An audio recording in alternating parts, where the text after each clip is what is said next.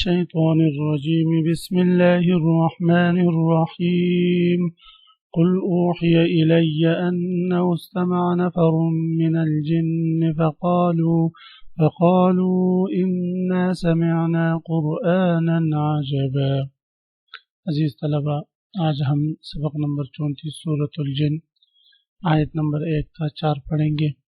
سب سے پہلے ہم آج کے اس سبق میں سورۃ الجن کا مختصر تعارف پڑھیں گے، اس کے بعد پھر ابتدائی آیاتوں کی لغوی، صرفی اور ترکیبی حیثیت جانتے ہیں، پھر اس کے بعد بمحاورہ ترجمہ اور مختصر تفسیر ہم پڑھیں گے۔ عزیز طلبہ، سورۃ الجن یہ 40ویں نمبر پر ہے باعتبار نزول کے، یعنی 40ویں نمبر پر نازل ہوا ہے۔ اس سے پہلے سورۃ النوح میں اللہ رب العزت نے تشجیع علی الدعوت یعنی دعوت پر تشجیع فرمائی تھی حضرت نوح علیہ السلام کے واقعے سے۔ اس صورت میں اللہ رب العزت تشجیع علی الدعوت فرما رہے ہیں جناتوں کے واقعے سے، جس کی یہ ماقبل سے اس صورت کی ربط ہے۔ عزیز طلبہ، اس صورت کے نزول کے بارے میں یہ واقعہ لکھا گیا ہے کہ آپ صلی اللہ علیہ وسلم بازار اوقاس کی طرف سفر پر تھے۔ مقام نخلہ میں آپ نے پڑاؤ ڈالا تھا، وہاں پر آپ نے صبح کی نماز پڑھی، اور صبح کی نماز میں بعض روایت کے مطابق سورۃ الفلق اور بعض کے مطابق سورۃ الرحمن کی آپ نے تلاوت کی، تو اس تلاوت کو جنات نے سنا، اور سننے کے بعد قرآن پر اور آپ صلی اللہ علیہ وسلم پر اور اللہ کی توحید پر ایمان لے کر آئے، کفر و شرک سے بچ گئے۔ تو اس کے پس منظر میں یہ صورت نازل ہوئی۔ ابتدائی 2 آیاتوں کریمہ کی ترکیب پر غور فرمائے۔ قل یہ فعل فاعل ہے، اوحی الی انہ استمع یہ جملہ مقبول قول ہے۔ اوحی یہ فعل ضمیر اس کے اندر نائب فاعل، الی متعلق اوحی کے ہیں۔ انہ استمع نفر من الجن، ان حرف از حرف مشبہ بالفعل ہو ضمیر اس کے لیے اسم، استمع نفر من الجن یہ جملہ خبر ہے ان کے لیے۔ استماع فعل، نفر اس کے لیے فاعل ہے، پھر نفر موصوف من الجن ظرف مستقر اس کے لیے صفت واقع ہے۔ فقالوا انا سمعنا قرآنا عجبا، قرآن مفعول به ہے، موصوف عجبا اس کے لیے صفت ہے۔ یہدی یہ قرآن کی صفت ثانی ہے، یہ جملہ یہدی فعل فاعل الی الرشد متعلق و یہدی کے ہیں۔ فآمنا به یہ آمنا فعل فاعل بھی متعلق و آمنا کے ہیں۔ ولن نشرک بربنا احدا، نن ناصبہ نشرک فعل فاعل اور بربنا متعلق و نشرک کے احدا یہ مفعول بھی ہے۔ لغوی ترجمہ اور ساتھ لغوی صرفی تحقیق۔ قل آپ کہہ دیجئے، اوحیہ مجھ پر وحی کی گئی ہے۔ اوحی یوحی ایحاءً کا معنی آتا ہے وحی کرنا۔ وحی اور فن اور شرعاً کہتے ہیں اس کلام کو جو اللہ رب العزت نے آپ صلی اللہ علیہ وسلم پر حضرت جبرائیل علیہ السلام کے واسطے سے اتارا، یا خود اللہ رب العزت نے کوئی بات آپ کے دل پر القاء کی تو اس کو وحی کہتے ہیں۔ تو آپ کہہ دیجئے کہ اوحی الی مجھ پر وحی کی گئی ہے، انہ استمع نفر من الجن بے شک سنا نفر من الجن جنات کی ایک جماعت نے۔ نفر یہ لفظ 3 سے 10 تک کی عدد کے لیے بولا جاتا ہے۔ یہ جماعت یعنی جناتوں کی ایک جماعت نے سنا۔ اب اس جماعت کی کتنے لوگ تھے تو فرماتے ہیں کہ یہ 9 لوگ تھے، بعض فرماتے ہیں کہ 7 لوگ تھے۔ بہرحال یہ جماعت جیسے معرف القرآن میں لکھا ہے کہ 9 افراد پر مشتمل تھی، اور یہ نصیبین نامی جگہ میں رہتے تھے۔ تو یہ نفرن یہ اس میں جمع ہے، اور جو ہے چند لوگوں پر اس کا اطلاق کیا جاتا ہے۔ من الجن جن جناتوں میں سے، جن مخلوقات الہیہ میں سے ایک ایسی مخلوق کا نام ہے جو اجسام بھی ہیں اور ذی روح بھی، اور انسان کی طرح عقل و شعور والے بھی۔ مگر لوگوں کی نظروں سے یہ مخفی ہے، اس لیے ان کا نام جن رکھا گیا، جن کے لفظی معنی مخفی کے ہیں یعنی چھپانے کے ہیں۔ قرآن پاک میں جو شیاطین کا لفظ استعمال ہوا ہے تو فرماتے ہیں یہ بھی انہی جنات کے لیے استعمال ہوا ہے، جنات میں سے جو شریر ہے ان کے لیے استعمال ہوا ہے۔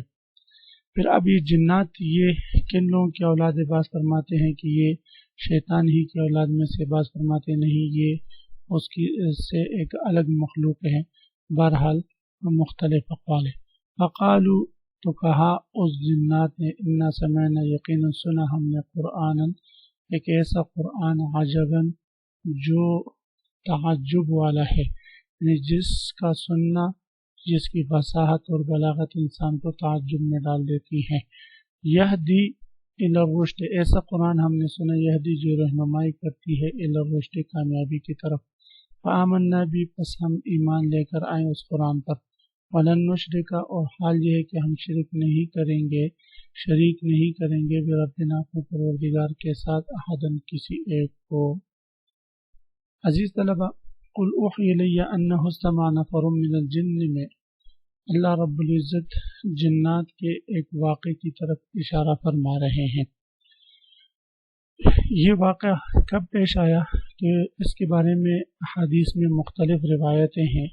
ایک روایت کے مطابق آپ صلی اللہ علیہ وسلم جب طائف تشریف لے گئے اور وہاں کے 3 بھائی جو وہاں کے اشراف اور شریف لوگ شمار ہوتے تھے، ان کو جب آپ صلی اللہ علیہ وسلم نے دعوت دی اور دعوت کے ذریعے ان کو آپ نے جو ہے توحید کی طرف بلایا، لیکن ان بدبختوں نے بات نہ مانی، اور بات ماننا تو درکنار بلکہ جو ہے وہ آپ صلی اللہ علیہ وسلم کے خلاف انہوں نے اوباش اور بدماش لڑکوں کو لگایا جنہوں نے آپ صلی اللہ علیہ وسلم کو بڑی اذیت اور تکلیفیں پہنچائی۔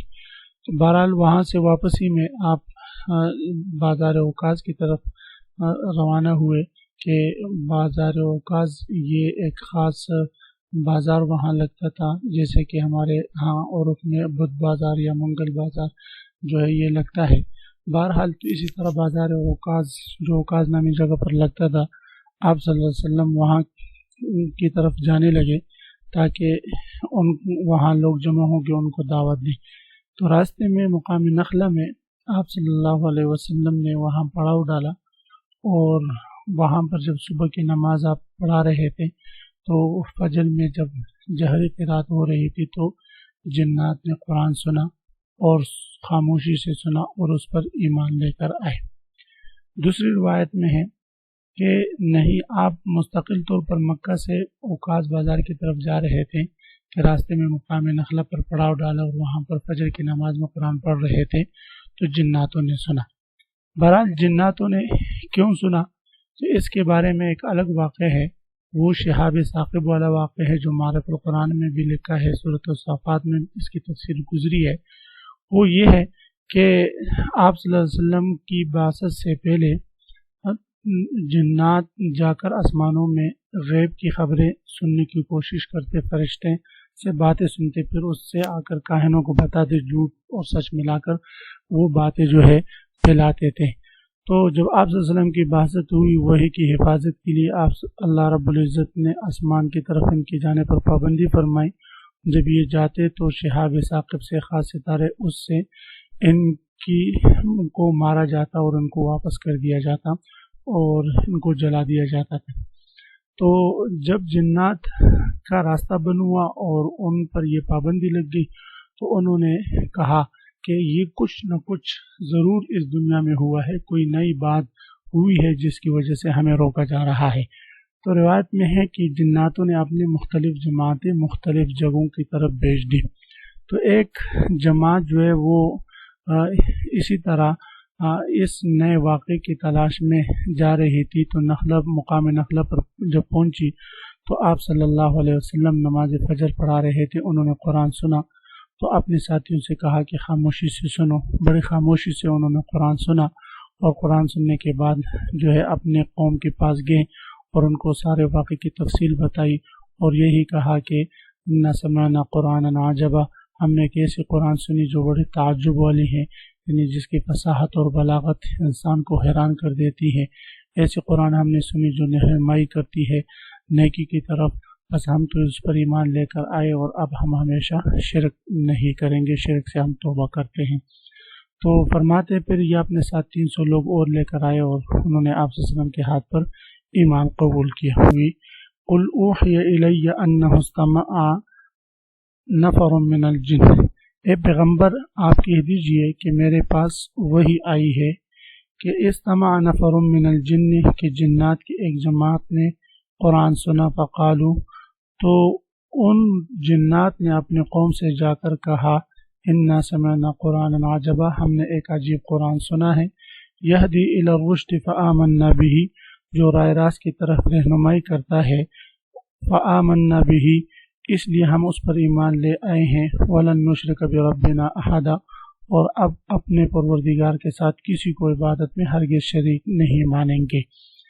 تو اس آیت کریمہ سے معلوم ہو کہ حضور نبی کریم صلی اللہ علیہ وسلم جس طرح انسانوں کی طرف نبی بنا کر بھیجے گئے ہیں، پیغمبر بنایا گیا آپ کو، اسی طرح آپ جنات کے لیے بھی پیغمبر تھے، چنانچہ آپ نے جنات کو بھی تبلیغ فرمائی ہے، اور جنات کو تبلیغ کا سلسلہ اس طرح شروع ہوا کہ آپ کی نبوت سے پہلے جنات کو آسمانوں کے قریب تک پہنچا دیا جاتا تھا، اور حضور صلی اللہ علیہ وسلم کے بعد جب ان پر پابندی لگی تو انہوں نے پھر اس نئے واقعے کی تلاش میں جو ہے وہ اس کو تلاش کرنے لگے، اس جستجو میں وہ آپ تک پہنچے، اور آپ کی نبوت اور آپ کی رسالت ان پر جو ہے یہ مقام نخلا میں واضح ہو چکی۔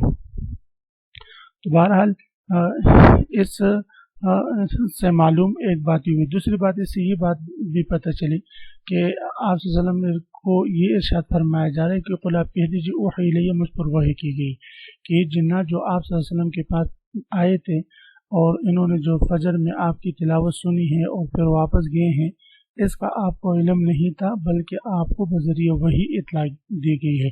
معلوم ہوا کہ آپ جو ہے وہ عالم الغیب نہیں تھے۔